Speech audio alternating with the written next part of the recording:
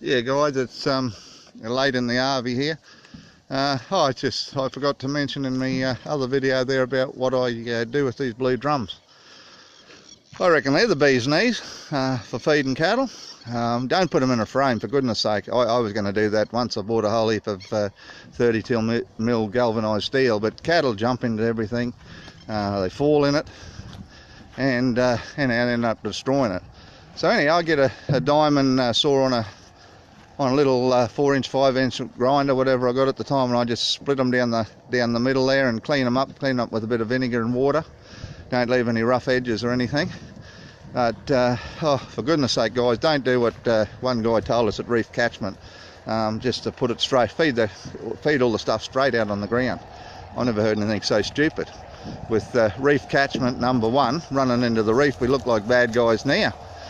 Just imagine running all that into the reef. And not only that, I don't know how your cows are, but my cows, if there's a little bit of dirt in these blue drums here, a little bit of rock or anything at all, manure, they just won't eat it. They eat around it. So I don't know what happens when you throw it on the ground. But if you're going to do it, buy yourself a little bit of rubber mat and do it that way. For goodness sake guys, don't throw it on the ground. Like as I say, we're in that much trouble now with everyone. But anyhow, as I said, I'll just tell you my mixture again. It's protein meal, or it's brewer's grain. That's actually come from the breweries after they make alcohol out of it.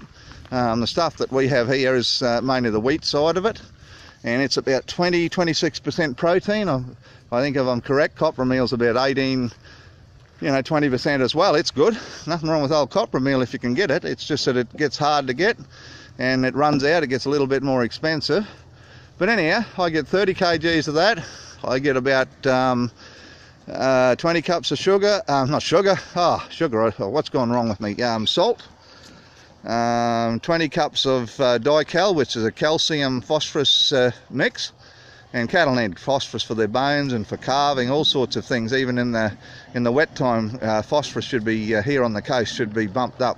So anyhow, we go there. I got a little bit of Riverina dry leak left over, but I usually like using the Mega Men stuff from Egg Solutions down in just outside of Gympie there. I've got just of late I've had the extra sulphur one, and I throw that in there, mix it all up. I get myself about 4 20-litre buckets.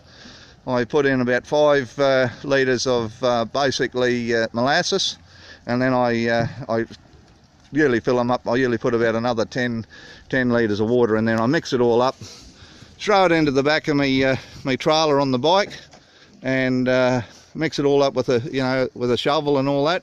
And I go out with the shovel and I just feed it out. Usually a shovel time in one of these in these blue drums there. So anyhow, there's different things, different horses for courses, things that work for different guys.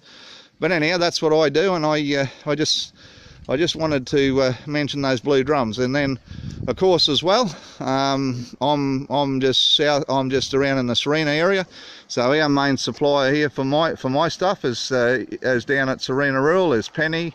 There's the big boss. Then you got there's a new girl on the block there now. You got young Emily, comes in a few days a week.